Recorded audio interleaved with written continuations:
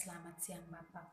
Perkenalkan, nama lengkap saya Maria Yen Vitapali, kelas A, jurusan Sosiologi semester 4. Baik, di sini saya akan memberikan pendapat saya mengenai implikasi corona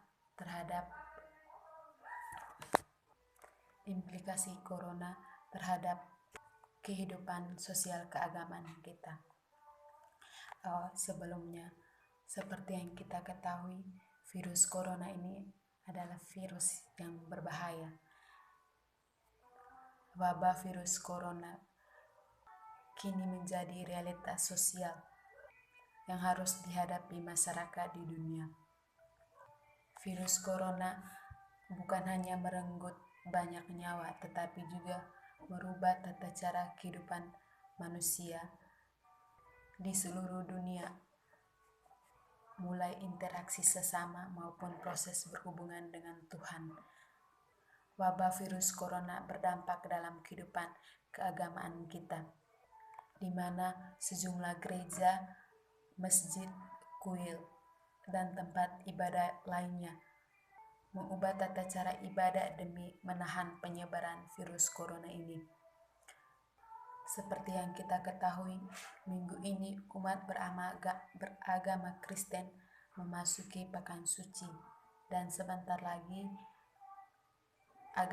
umat beragama Islam memasuki masa Ramadan. Di setiap agama mempunyai tempat khusus untuk beribadah, seperti halnya contoh umat beragama Kristen beribadahnya di gereja. Tetapi seperti yang kita lihat, karena demi mencegah penyebaran virus atau demi memutuskan rantai penyebaran ini, terpaksa umat beragama Katolik atau Kristen merayakan pekan sucinya atau merayakan hari raya Paskah di rumah atau di kos. Di sini saya mengambil contoh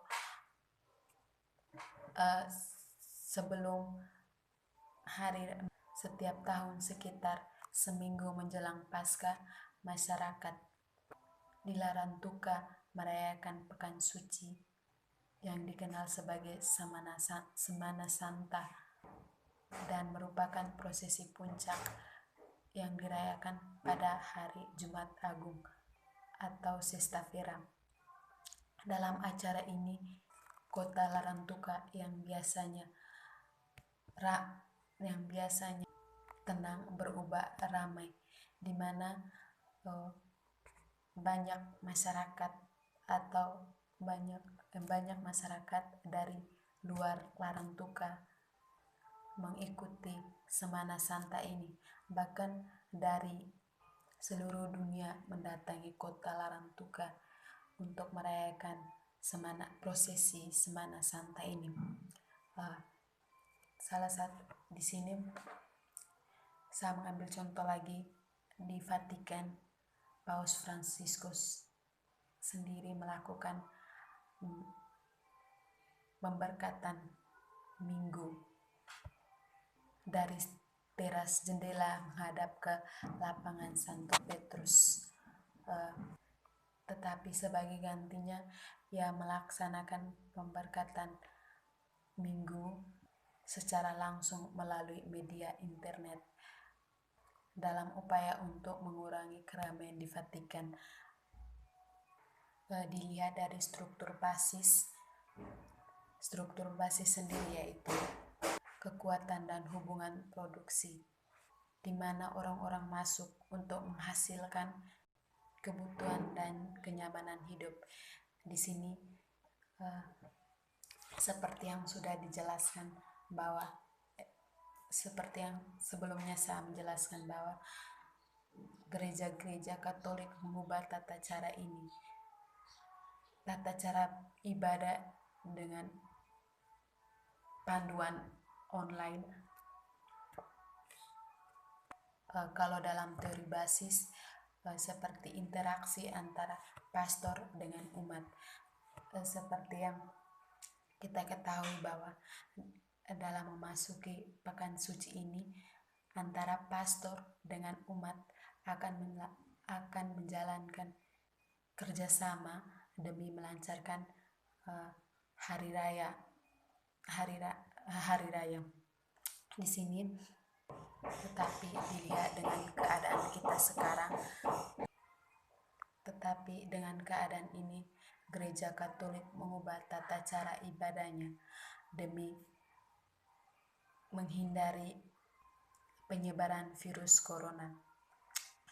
Seperti kebiasaan kita atau tata cara agama kita, umat Katolik, alih-alih berjabat tangan saat tanda perdamaian dalam proses ibadah, tetapi anggota jemaat diminta cukup mendoakan orang yang duduk di sebelah mereka. Tata cara ibadah dengan duduk berdekatan diduga menyebabkan virus menyebar lebih cepat di antara jemaat yang kemudian meluas dan menginfeksi orang lain. Dan pada umat Islam, Majelis Ulama Indonesia telah mengeluarkan Fatwa nomor 14 tahun 2020 tentang penyelenggaraan ibadah dalam situasi terjadi COVID-19. Isi inti dari 9 butir isi fatwa Majelis Ulama Indonesia adalah imbauan menjauhi setiap hal yang diyakini bisa membuat paparan penyakit.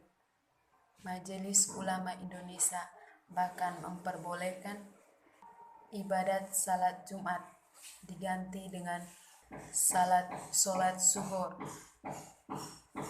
untuk menghindari kerumunan. Hal ini seperti yang kita lihat sama dengan umat beragama Katolik, di mana para pemuka agama menegaskan kepada masing-masing umat beragama di Indonesia untuk beribadah di rumah masing-masing dalam keadaan darurat sebagai upaya menekan penyebaran virus corona ini.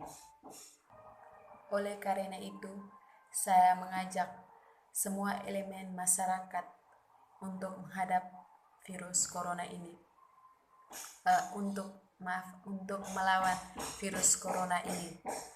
Sebagai umat beragama, kita harus tetap bersatu dan jangan terpecah-pecah melawan virus ini.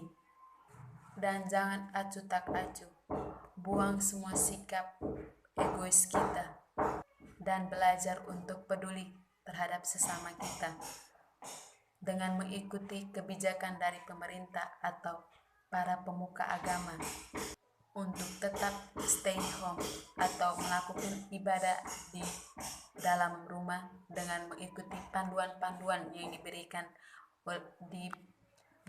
oleh setiap pemuka agama. Maka dari itu, kita masyarakat jangan ngeyel dan keras kepala. Hal yang dilakukan oleh pemerintah adalah suatu tujuan untuk memutus penyebaran virus ini.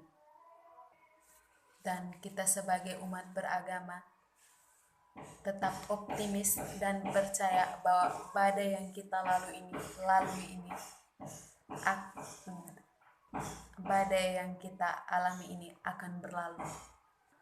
Marilah kita berdoa terutama dan menjaga kesehatan, yakin dan percaya bahwa kita bisa melawan situasi ini. Kita semua tahu bahwa ada yang berbeda dalam tata cara ibadah sejak wabah virus corona. Interaksi antar sesama dan interaksi kita dengan Tuhan juga berbeda. Virus corona merenggut ribuan nyawa. Oleh karena itu, kebersihan dan menjaga interaksi menjadi fokus utama dalam melawan virus corona ini. Sebagai umat beriman, kita yakin dan percaya, serahkan kepada Tuhan Yang Maha Esa, karena Tuhan tidak mencobai umatnya melebihi batasnya, melebihi batas dan kemampuan umatnya. Harapan saya semoga badai yang kita alami ini cepat berlalu, dan semoga saja dalam masa Ramadan nanti semuanya bisa berjalan sesuai yang kita inginkan.